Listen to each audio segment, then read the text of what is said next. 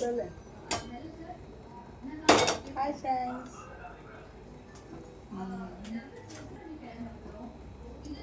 கடலை பருப்பு இட்லி பொடி தான் செய்கிறேன். வீட்டில் தீர்ந்து போச்சு இட்லி. என்னுடைய ஸ்டைல் இது.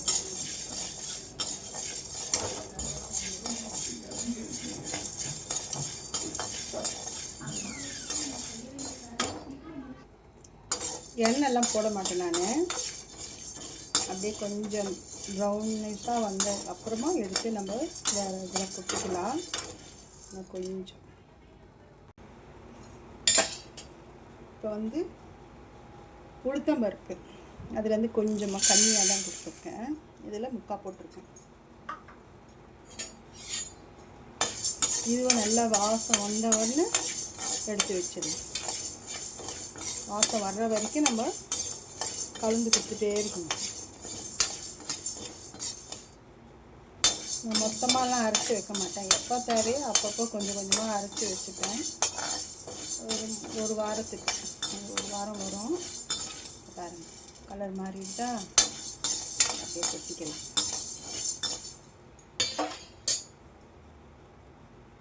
இப்போ 2 ஸ்பூன் மிளகு, 1 ஸ்பூன் ஜீரகம்.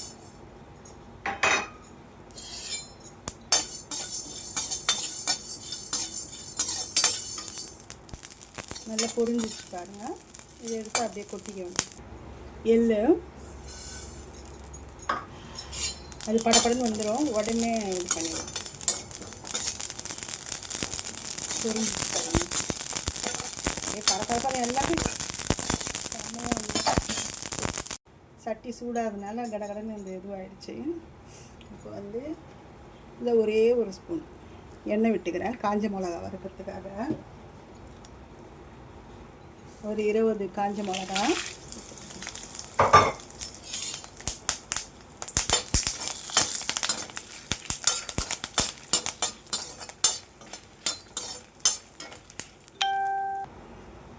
ஒரு கொத்து கருவேப்பிலை,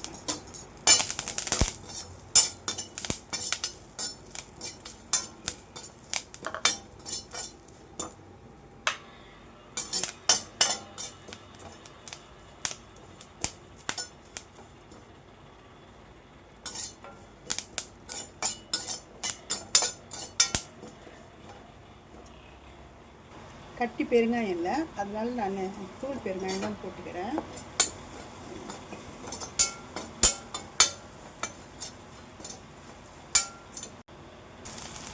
பூண்டு ஒரு கைப்பிடி அளவு நல்லா மொறுன்னு வறுத்துடலாம். அப்போ தான் அது சாஃப்டாக இருந்தால் அரைக்கிறதுக்கு இதுவாக வாசனை வந்துடும். அதனால் நல்லா மொறுன்னு வறுத்துடலாம்.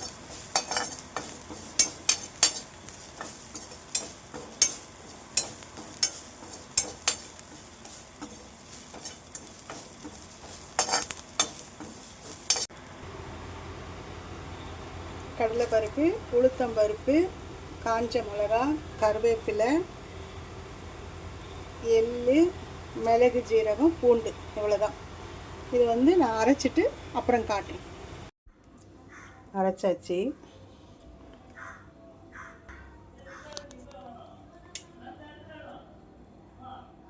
இட்லி பொடி ரெடி ஆகிடுச்சு. இது சாதத்துக்கும் போட்டு சாப்பிட்லாம், இட்லி தோசைக்கும் வச்சு சாப்பிட்லாம்.